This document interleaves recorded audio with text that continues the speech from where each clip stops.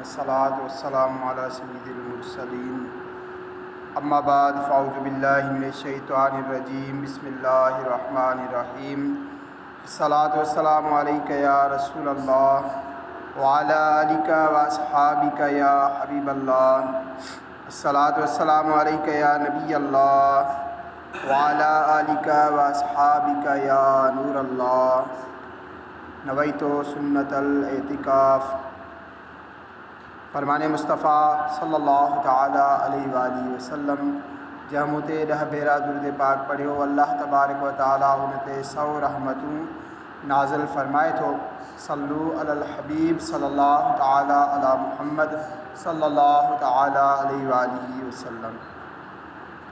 حضرت رابعہ بصریہ رحمۃ اللہ تعالیٰ علیہ ڈی رات عبادت میں مصروف رہن والیوں ولیہ ہوئیں، پان روزانو 1000 نفل ادا فرمائندی ہوئیں، پان رحمت اللہ تعالیٰ علیہ 50 سال گزاریا جو کدھے وہانے تے متھو نہ رکھیا ہوں۔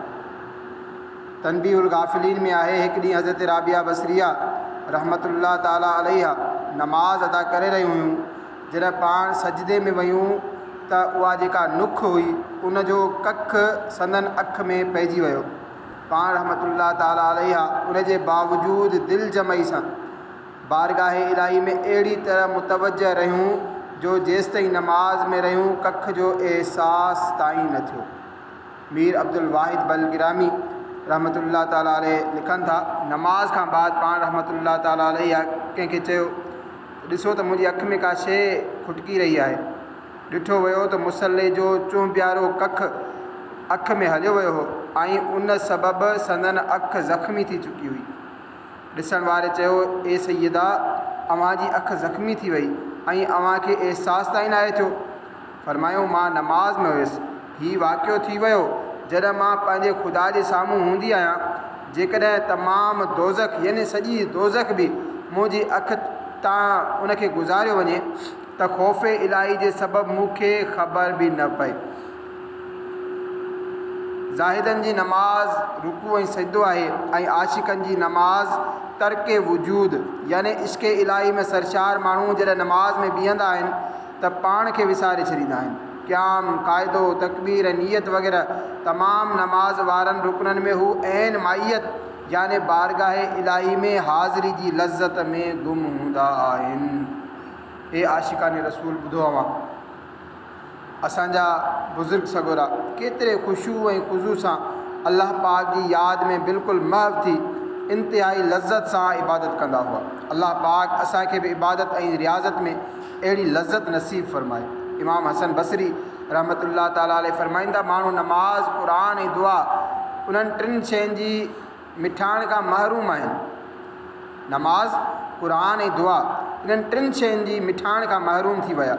जेकॾहिं तव्हांखे उन्हनि 3 शयुनि जी मिठाण नसीब थी वञे त अल्लाह पाक जो शुक्र अदा कयो। जेकॾहिं माण्हुनि खे हीउ न मिली सघे त सम्झी वठो त उन्हनि ते भलाईअ जा दरवाज़ा बंदि थी विया। अल्लाहु अकबर। गौर फरमायो नमाज़ तिलावत ऐं दुआ जी लज़्ज़त खां महरूम थियणु केतिरो नुक़सानदेह आहे। अफ़सोस अॼु असांजो हाल कुझु अहिड़ो आहे नमाज़ुनि में असांजी दिलि नथी लॻे। तिलावत जी ॻाल्हि कई वञे त शायदि कई महीना गुज़री वञनि था तिलावत जी तरफ़ ध्यानु नथो वञे। हा हिकु दुआ आहे असां नमाज़ुनि खां बाद घुरी वठूं था। उहा बि कीअं घुरूं था असांजो दुआ घुरण जो अंदाज़ कहिड़ो हूंदो आहे, दुआ में असांजो ध्यानु किथे हूंदो आहे, दुआ में ख़ुशू ऐं ख़ुज़ू केतिरो हूंदो आहे, उहे सभई शयूं ध्यानु तलब आहिनि। निहायत अफ़सोस जी ॻाल्हि आहे असां इबादत खां ज़िंदगी जे असल मक़सद खां परे थी विया आहियूं। नमाज़ुनि जो ज़ौक़ ऐं शौक़ घटि थी वियो। दुआ घुरण जो रुझान घटि खां घटि थींदो वियो। असां क़ुरान करीम खे अदब सां अलमारी में सजाए त रखियो पर उन जी तिलावत करे दिलनि जो ज़ंग दूर न करे सघियासीं। तंहिं करे असांजा हालात बिगड़जंदा विया। अॼु असांजो मुआशिरो तबाही ॾांहुं वधंदो ई वञे पियो। घरनि में झेड़ा आहिनि, सुकून न आहे, कारोबारी मसइला आहिनि, दिलनि में बेचैनी आहे, पाण में महबतूं घटिजी रहियूं आहिनि, हिक ॿिए जो एतिराम घटि खां घटि थींदो पियो वञे, मुआशिरे में परेशानियूं ॾींहों ॾींहुं वधंदियूं पियूं वञनि। हीउ सभु छा आहे? हीउ पंहिंजे मक़सद खां मुंहुं मोड़ण जो नतीजो आहे। इबादत खां परे रहण जो असरु आहे। इबादत में गुज़रे मेरी ज़िंदगानी करम हो करम या खुदा या इलाही دے شوق تلاوت دے ذوق عبادت رہوں باوضو میں صدا یا الہی۔ پیارا اسلامی بھائرو، اساں جیکر سکون چاہیوں تھا، دنیا ऐं آخرت में कामयाबियुनि जा ख़्वाहिशमंद आहियूं त उन जे लाइ असांखे पंहिंजे मक़सद खां ॻंढि ॾियणो पवंदो, पंहिंजे बुज़ुर्गनि जी सीरत मां रहनुमाई वठणी पवंदी ऐं इबादत में दिलि लॻाइणी पवंदी। उन खां अलावा इंसान जी इज़त जो को तरीक़ो न आहे।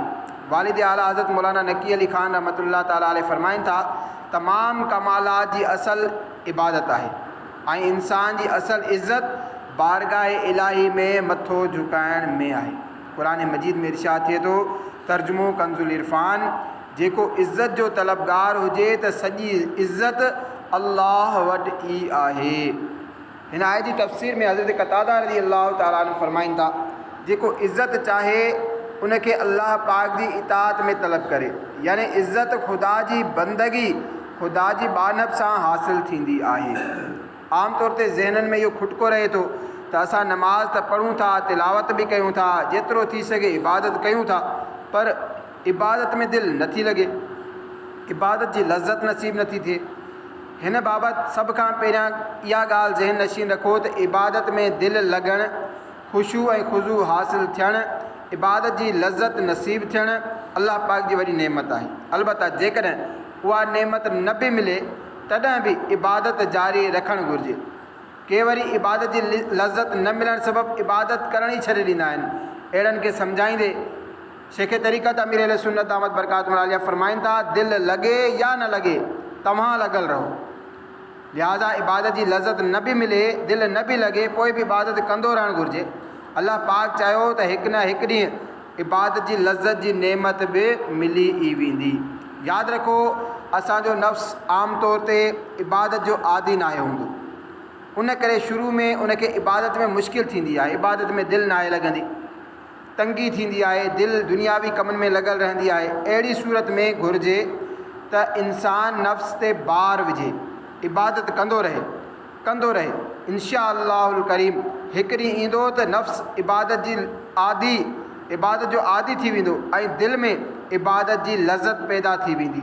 अल्लाह पाक क़ुरान करीम में इरशाद फरमाए थो, तर्जुमो कंजुल इरफान, ऐं जेको मर्द या औरत नेक अमल करे ऐं उहो मुसलमान हुजे त असां ज़रूरु उनखे पाकीज़ा ज़िंदगी ॾींदासीं। हिन आयत में ॿुधायो वियो त जेको मुसलमान मर्द या औरत नेक अमल करे, अल्लाह पाक उनखे चङी पाकीज़ा ज़िंदगी अता फ़रमाईंदो। तफ़सीर ख़ाज़िन में आहे, हिकु कौल जे मुताबिक़ उन चङी ज़िंदगी मां इबादत जी लज़त मुराद आहे। यानी जेको मुसलमान चङा अमल करे, अल्लाह पाक उनखे इबादत जी लज़त अता फ़रमाईंदो। हिकु बुज़ुर्ग रहमतुल्लाह ताला अलैह फरमाए थो, मां 20 सालनि ताईं मुशक़त सां नमाज़ूं पढ़ंदो रहियुसि, उन खां बाद मूंखे इबादत जी लज़त नसीब थी। प्यारा प्यारा इस्लामी भाइरो, जेकॾहिं असां इबादत जी लज़त चाहियूं था त फ़राइज़ जी अदायगी सां गॾोगॾु नफ़िलनि जी कसरत बि करणु घुरिजे। नफ़िल नमाज़ूं पढ़ूं, नफ़िल रोज़ा रखूं, नफ़िल सदको ऐं ख़ैरात कयूं, उन जी बरकत सां बि इंशा अल्लाहुल करीम इबादत जी लज़त नसीब थींदी। हदीस कुदसी में आहे, अल्लाह पाक फरमाए थो, बानो नफ़िलनि जे ज़रिए मुंहिंजो कुर्ब हासिल कंदो रहे थो एसिताईं जो मां उनखे पंहिंजो महबूब यानी प्यारो बणाए वठां थो। सुभान अल्लाह। नवाफ़िल जी कसरत सां अल्लाह पाक जी महबत नसीब थींदी आहे। ज़ाहिर आहे अल्लाह पाक जी महबत मिलंदी त दिलि अल्लाह पाक जी तरफ़ ई मुतवजह रहंदी। दिलि अल्लाह पाक जी तरफ़ मुतवजह रहंदी त इंशा अल्लाहुल करीम अल्लाह पाक जी इबादत में लज़त बि नसीब थी ई वेंदी। रहूं मस्त बेखुद में तेरी विला में, पिला जाम ऐसा पिला या इलाही, मोहब्बत में अपनी गुमाया इलाही, न पाऊँ में अपना पता या इलाही। फ़क़ीह अब्दुल लैस समरकंदी रहमतुल्लाह ताला अलैह लिखनि था, बानो उन वक़्त ताईं इबादत जी लज़त हासिल नथो करे सघे जेसि ताईं ही 4 कम न करे वठे। पहिरियों, इबादत सुठी नीयत सां शुरू करे। ॿियो, इबादत जी तौफ़ीक़ मिले, ही अल्लाह पाक जी नेमत आहे, उन ते निगाह रखे। टियों, ख़शियत यानी दिलि में ख़ौफ़ ख़ुदा रखे इबादत करे।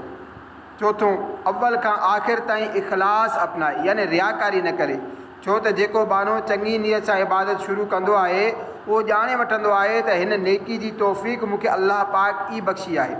ऐं जॾहिं बानो अल्लाह पाक जी नेमत ते निगाह रखे थो त शुक्रगुज़ार रहे थो, पोइ शुक्र जी बरकत सां नेमत में इज़ाफ़ो कयो वेंदो आहे। ऐं जॾहिं बानो ख़शियत सां इबादत कंदो आहे त उन जे लाइ सवाबु लाज़िम कयो वेंदो आहे। ऐं इबादत करण जो दुनिया में अजर ऐं सवाबु इहो ई आहे त बाने खे इबादत में लज़्ज़त मिलंदी आहे। ऐं जॾहिं बानो इबादत खे पूरे इख़लास सां मुकमल कंदो आहे त अल्लाह पाक उनजो अमल क़बूल फ़रमाईंदो आहे। ऐं अमल जे क़बूल थियण जी निशानी हीअ आहे त उनखे वधीक ऐं आला नेकी जी तौफ़ीक़ बख़्शी वेंदी आहे। ए आशिक़ाने रसूल, इबादत में लज़्ज़त नसीब न थियण जो सभ खां अहम ऐं बुनियादी सबबु दिलि जी सख़्ती आहे। जेकॾहिं असांखे दिलि जी नरमी नसीब थी वञे त इंशाअल्लाहुल करीम इबादत जी लज़्ज़त पाणे ई मिली वेंदी। लिहाज़ा जेको इबादत जी लज़्ज़त चाहे थो उनखे घुरिजे त पंहिंजी दिलि नरम करे, अहिड़ा अमल करे जेकी दिलि खे नरम कनि था। छो त हर उहो कमु जेको दिलि जी नरमी जो ज़रियो आहे उन जी बरकत सां इबादत जी लज़्ज़त बि नसीब थींदी आहे। ऐं हर उहो कमु जेको दिलि जी सख़्ती जो सबबु आहे उहो इबादत जी लज़्ज़त खां महरूम कंदो आहे। मिसाल तौरु गुनाहनि जे करे दिलि सख़्तु थी वेंदी आहे ऐं तौबा जी बरकत सां दिलि जी नरमी नसीब थींदी आहे। लिहाज़ा जेको बानो गुनाहनि में मुलवस हुजे उनखे इबादत जी लज़्ज़त मिलणु सख़्तु दुश्वार आहे। हिकु भेरे हज़रत वहीब बिन वरद रहमतुल्लाह ताला अलैह जे बारगाह में अर्ज़ु कयो वियो, जेको बानो अल्लाह पाक जी नाफ़रमानी करे छा उनखे इबादत जी लज़्ज़त नाहे मिलंदी?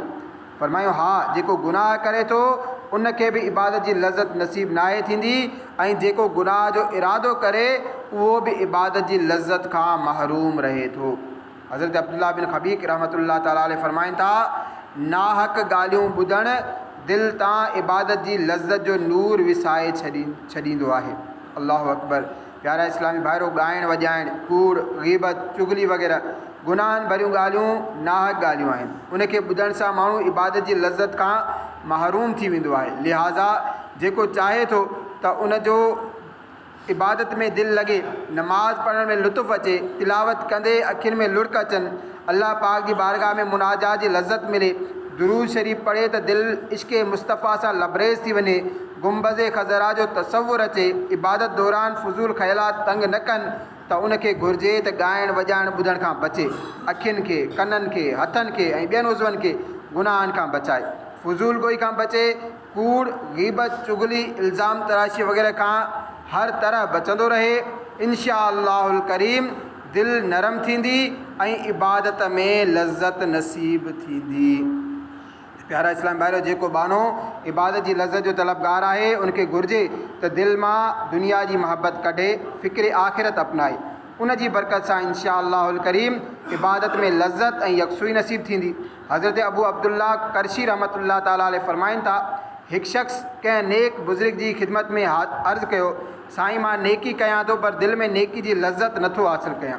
अल्लाह पाक जो नेक बाने फ़रमायो, तव्हांजी दिलि में इब्लीस जी धीउ यानी दुनिया रहे थी, यकीनन पीउ यानी शैतान पंहिंजी धीउ यानी दुनिया सां मिलणु तव्हांजी दिलि में ईंदो रहे थो। ज़ाहिर आहे इब्लीस जॾहिं बि तव्हांजी दिलि में ईंदो फ़साद ई पखेड़ींदो। इहो ई सबबु आहे जो तव्हांखे नेकी जी लज़्ज़त नथी मिले। रिवायत आहे अल्लाह पाक पंहिंजे नबी हज़रत दाऊद अलैहिस्सलाम खे फ़रमायो, ए दाऊद, जेकर मूंसां महबत कयो था त दुनिया जी महबत दिलि मां कढी छॾियो। बेशक मुंहिंजी महबत में मुंहिंजी महबत ऐं दुनिया जी महबत हिकु दिलि में गॾु न थी सघंदी। अल्लाह तबारक व तआला खां दुआ आहे जेको कुझु ॿुधोसीं